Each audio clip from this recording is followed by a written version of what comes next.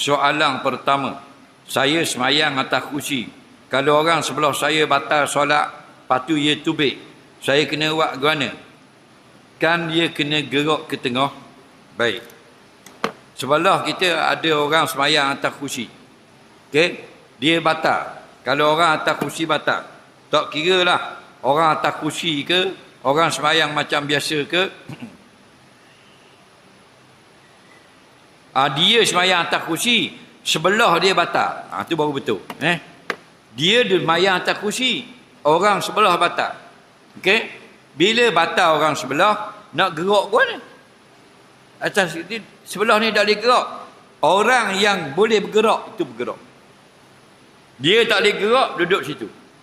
Ingat bila kurang satu orang, memenuhkan balik ruangan yang kosong adalah sunat, bukan wajib. Kena faham tu dulu. Bila ada kosong seorang sebab batal, jadi kosong. Kita penuhkan tempat yang kosong tadi, sunat, bukan wajib. Okey? Jadi kalau kita tak boleh nak buat, tak payah buat. Orang belah ni kursi juga ke? Kalau kursi juga, biar duduk diam atas kursi sudah. Semua orang bermasalah. Okey? Orang belakang akan pergi penuhkan.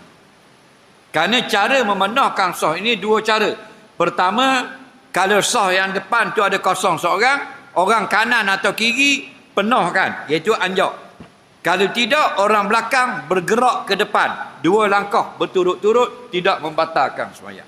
Okey, tiba-tiba tak ada seorang pun penuhkan. Dibiarkan kosong sampai habis sembahyang. Jemaah itu sah. Pahala tidak memenuhkan itu luput. Okey, soalan seterusnya.